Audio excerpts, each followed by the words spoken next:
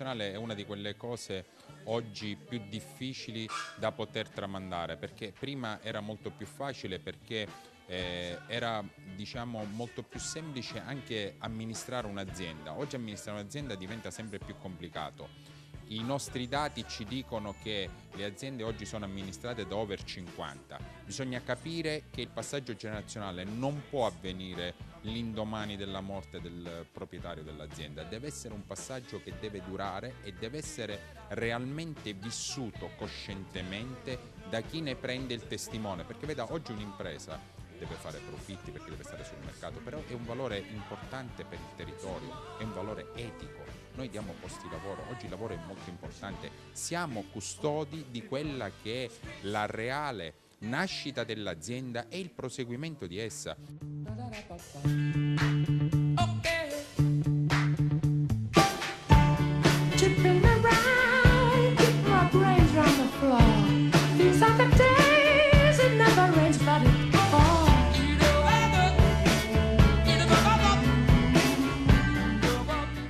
Che è una tematica che coinvolge diverse saperi.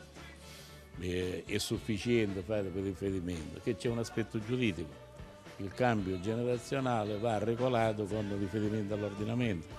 C'è un riferimento tributario, quanto costa il cambio generazionale. Vi è una normativa, i patti di famiglia, e in base a questa normativa, a difesa della integrità delle imprese, in buona sostanza non costa nulla. Non vi è una tassazione al momento della donazione, perché il cambio generazionale coinvolge anche l'aspetto del trasferimento della proprietà, e allora il trasferimento della proprietà è soggetto a tutta una serie di imposte. Nell'ambito della previsione agevolativa del patto di famiglia, il cambio generazionale è in esenzione di tutte le disposizioni. L'aspetto psicologico, in cui ovviamente il ceto imprenditoriale che ha iniziato negli anni 50-60 ha iniziato in un'epoca in cui il prelievo pubblico era irrisorio. Oggi il prelievo pubblico rispetto a quegli anni può anche essere che sia 4 volte di più, 5 volte di più.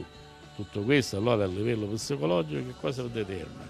Che l'esponente della vecchia generazione ritiene che quello che ha fatto lui è il risultato delle sue capacità personali, e questo ipotetico esponente della generazione di allora possibilmente era con la terza elementare, non conosce l'inglese, non conosce il sistema informatico.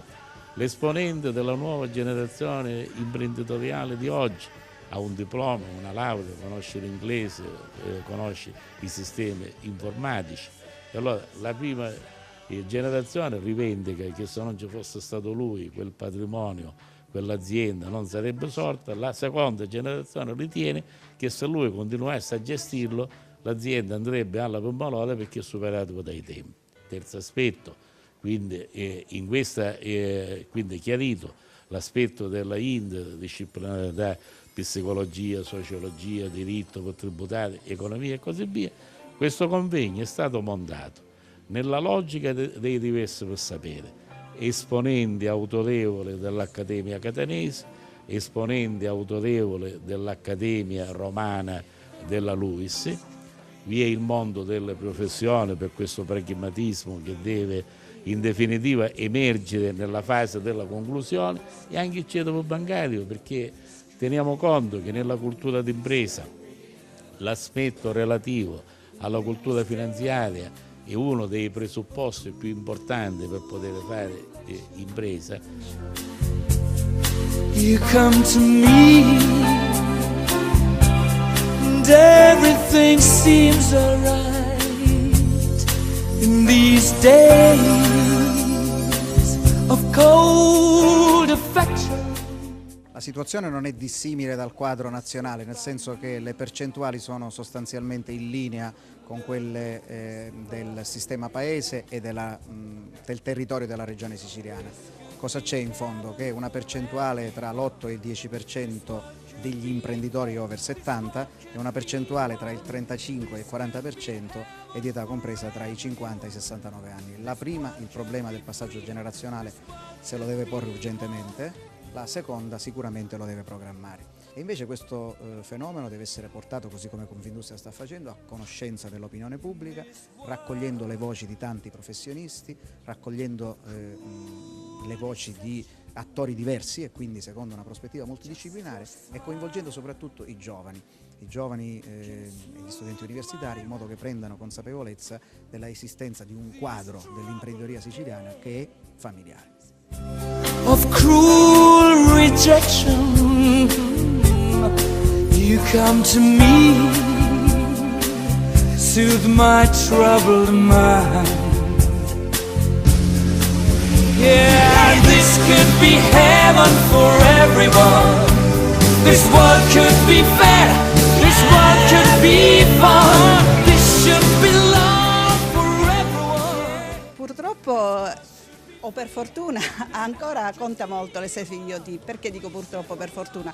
Perché a volte quando la nuova generazione non ha le competenze adeguate, quindi non è una generazione in merito, questo diventa chiaramente un guaio per l'azienda e può veramente minare le sue capacità di sviluppo. Di contro invece è una fortuna, perché io lo dico sempre, la famiglia impresa è una realtà unica, dove c'è la voglia di dare tutti se stesso, di lavorare per il futuro, di valorizzare il territorio, quindi una splendida realtà.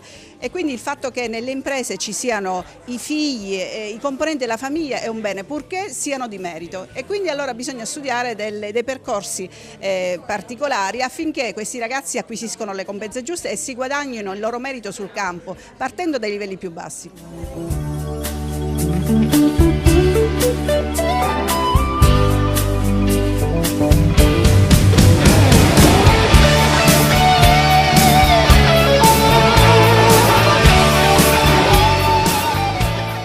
Ci sono una serie di dati che dimostrano che quando l'imprenditore invece tende a delegare, tende a coinvolgere fin da prima, allora il passaggio generazionale è abbastanza facile, non si sente tagliato fuori, ma per altro verso, nello stesso tempo, l'erede, chi succede, non si sente in qualche modo più o meno psicologicamente costretto. Quando l'erede non si sente costretto, ma come dire, la sua diventa una scelta intrinseca, nel senso che respira quell'aria e non si sente costretto, allora il futuro dell'azienda è diverso, il rapporto con il senior è diverso. Quando c'è il cambio generazionale, come dicevo poc'anzi, è come se ci fosse una nuova azienda. Ci sono le speranze, le preoccupazioni di chi lascia, di chi succede e degli altri. E adesso che succederà?